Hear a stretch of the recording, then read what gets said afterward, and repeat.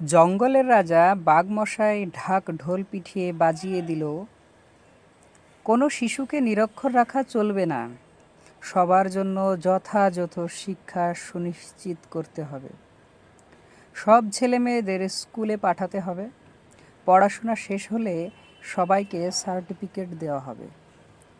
শুরু হলো সর্বশিক্ষা অভিযান।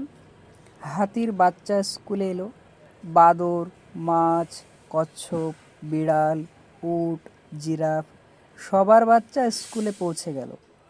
শুরু হলো ধুমধাম করে পড়াশোনা। ফার্স্ট ইউনিট টেস্ট হলো, হাতির বাচ্চা ফেল, সব সাবজেক্টে ফেল। হাতি এসে প্রশ্ন করে, গাছে ওঠা সাবজেক্টেও ফেল করেছে? হাতি পড়ল মহাচিন্তায়, তার ছেলে ফেল, এটা কোনোভাবেই মেনে নেওয়া যাবে না। শুরু হলো খোঁজাখুঁজি, ভালো টিউটর পেতে হবে, সন্তান শিক্ষার ব্যাপারে কোনো রকম কম্প্রোমাইজ করা যাবে না।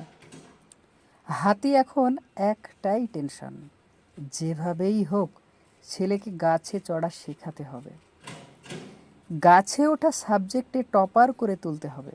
ফার্স্ট সেশন অতিক্রান্ত, ফাইনাল রেজাল্ট আউট হলো।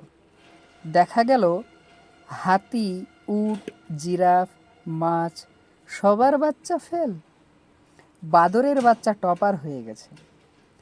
প্রকাশ্যে মঞ্চে ভিন্ন গোষ্ঠীদের আমন্ত্রিত করে বিরাট অনুষ্ঠানের আয়োজন করা হলো। সেখানে টপার হিসেবে বাদরের গলায় মেডেল পরিয়ে দেওয়া হলো। চূড়ান্ত অপমানিত হয়ে হাতি, উট, জিরাফ নিজ নিজ সন্তানদেরকে দারুণ পিটনি দিলেন। এত টিউশন, এত খরচ, এরপরেও চূড়ান্ত অসম্মান, তারা মেনে নিতে পারলেন না। ফাঁকিবাজ, এত চেষ্টা করেও তোর দ্বারা গাছে চড়া সম্ভব হলো না, নিকম্মা কোথাকার। সেখানে বাদরের বাচ্চার কাছে শিক্ষা নেই কিভাবে গাছে চড়তে হয়।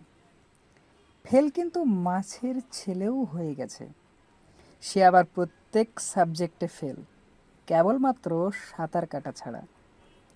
প্রিন্সিপাল বলল, আপনার সন্তানের অ্যাটেন্ডেন্স প্রবলেম, 5 মিনিটের বেশি ক্লাস করতে পারে না।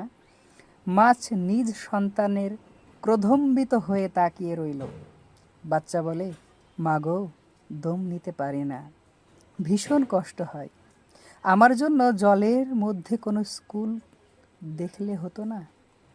মাছ বলে, চুপ কর বেয়াদব, এত ভালো স্কুল আর কোথাও খুঁজে পাবি না, পড়াশোনায় মন দে, স্কুল নিয়ে তোকে ভাবতে হবে না।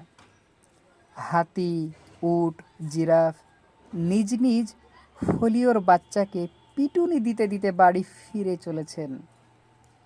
প্যাথিমধ্যে বুড়ো খ্যাকশিয়ালের সঙ্গে দেখা। শিয়াল বলে, কি হয়েছে সেটা তো বলো। হাতি বলে, এত বড় শরীর নিয়ে গাছে চড়তে পারলো না, বাদরের ছেলে টপার হলো, মান ইজ্জত কিছুই অবশিষ্ট থাকলো না।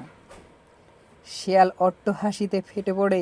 শিয়াল বলল, তোদের গাছে চড়ার কি প্রয়োজন সেটা তো বুঝতে পারছিলাম না। শোন হাতি, তুমি নিজের বিশালাকার সুর উঠিয়ে ধরো, গাছের সবচেয়ে বড় ফলটি পেড়ে ভক্ষণ করো, তোমার গাছে ওঠা লাগবে কেন? উঠ ভাই, তোমার অনেক উঁচু ঘাড় রয়েছে, ঘাড় বাড়িয়ে দাও, গাছের সর্বশ্রেষ্ঠ ফল পাতাও পেড়ে খাও। বন মাছ, তোমার সন্তানকে নদীর স্কুলে ভর্তি করে দাও, ওকে মন ভরে সাঁতার কাটতে শেখাও, দেখবে একদিন তোমার ছেলে নদী অতিক্রম করে সমুদ্রে পাড়ি দেবে, 7 সমুদ্র পার করে তোমার নাম উজ্জ্বল করে দেবে। ওকে রাজার স্কুলে মোটেও পাঠিও না, ও মারা যাবে।